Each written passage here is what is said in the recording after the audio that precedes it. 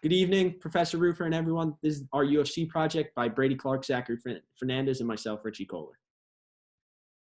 So let's start with some background information. The Ultimate Fighting Championship, better known as the UFC, is the world leader in MMA promotion, which falls under the combat sports umbrella. This promotion was formed in November 1993 under the same name by its original owner, Lorenzo Fertitta, and is currently owned by Endeavor, with its president being Dana White. Headquarters are located in Las Vegas, Nevada, and the UFC focuses on promoting the sport of MMA, and this is reflective in their mission statement to help promote and grow the sport of MMA and find the ultimate fighting champion by putting athletes skilled in disciplines of martial arts and other combat sports against one another.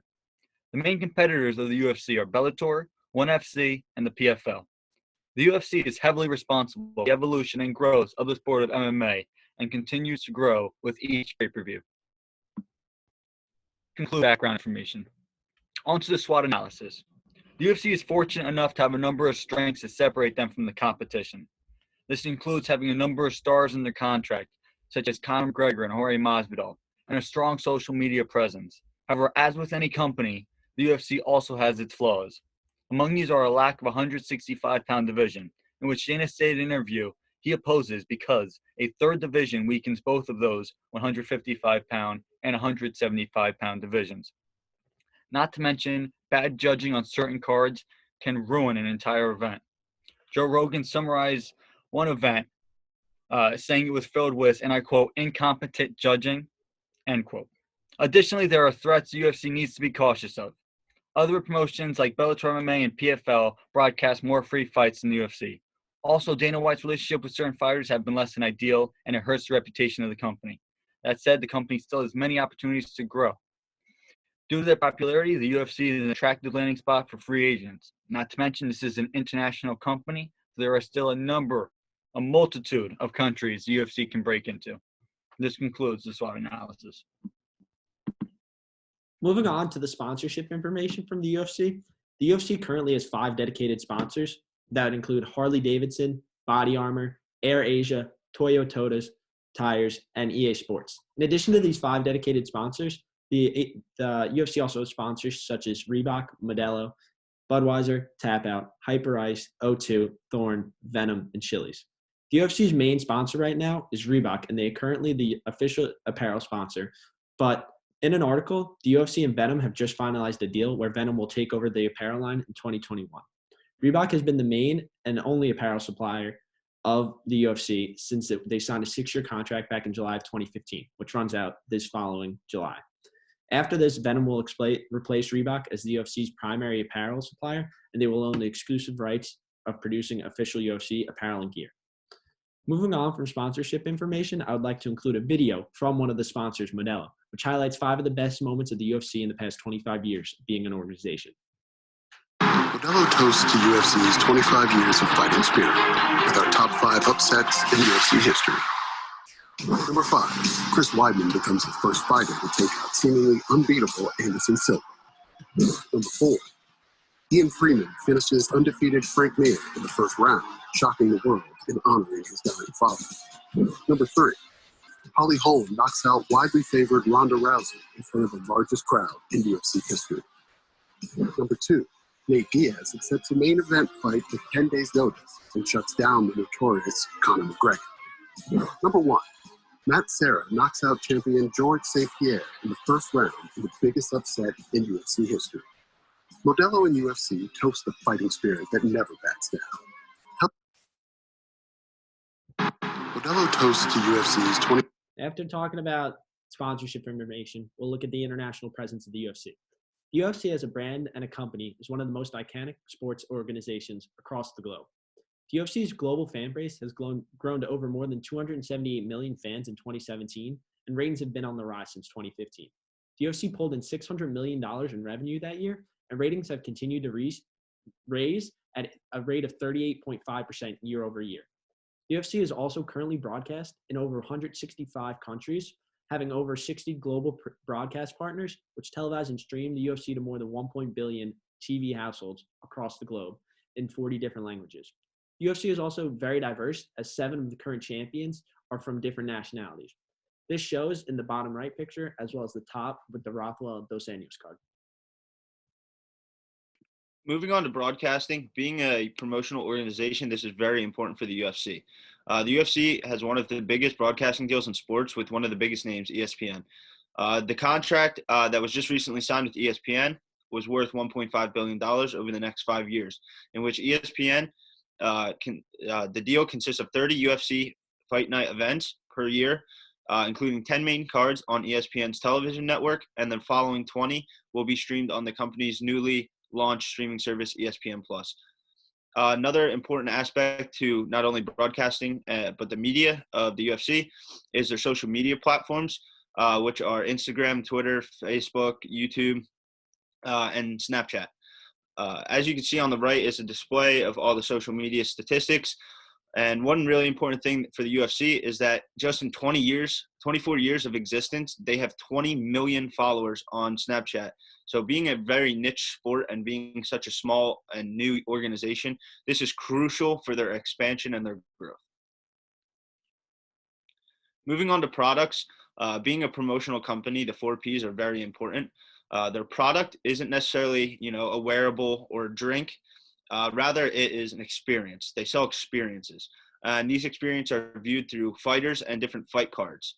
Pricing can be a little iffy, depending on if you have an ESPN Plus account or if you are just streaming it through pay-per-view. It can range from anywhere from $60 to $80. And then UFC Fight Nights are free through ESPN's network channel. That being said, you are going to have a subscription with your cable provider such as Comcast or Fios. The places in which UFC events are hosted are their venues. So the venues can either be in Vegas, Las Vegas, Nevada, in Abu Dhabi at Fight Island, or various other locations throughout the country in which these fights have been hosted. That being said, the last P is promotion, and being a promotion company, this is very important. The promotions are the UFC Fight Night, the Contender Series, and their UFC cards. And the UFC cards, such as, UFC 229, UFC 257, and 256. On the right, you can see there are pictures of the following or previous cards that have been placed as their promotions in recent or upcoming years. Next, here is a video of Darren Till, one of the top welterweight contenders, walking out during a promotion.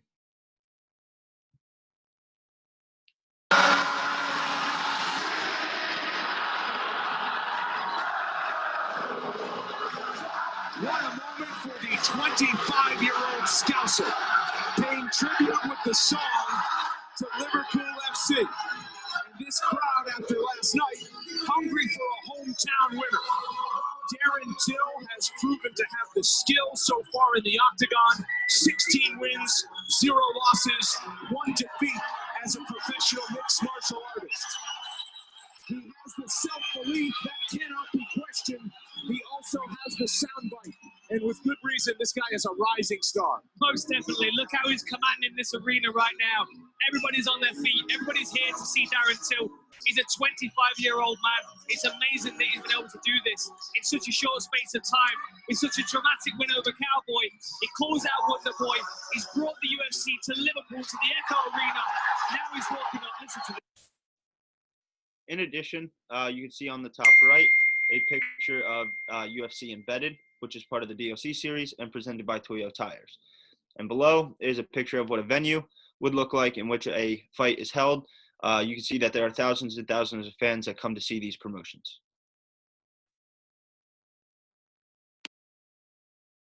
Moving on to financial information, the UFC's financial situation is very good, and they're one of the top earning sports organizations in the world. To bolster this claim, in an article from Bloody Elbow, according to the various projections made by the company back in 2016, the total revenue in 2019 for the UFC would be anywhere from $280 million to $1.1 billion.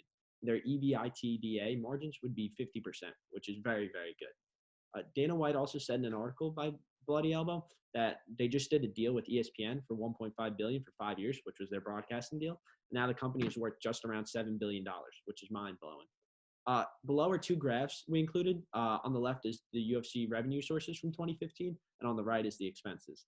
The main revenue brought in was due to pay-per-view, UFC, international media rights, and U.S. media rights. The main expenses were very easily fighter compensation, content production costs, and employee compensation.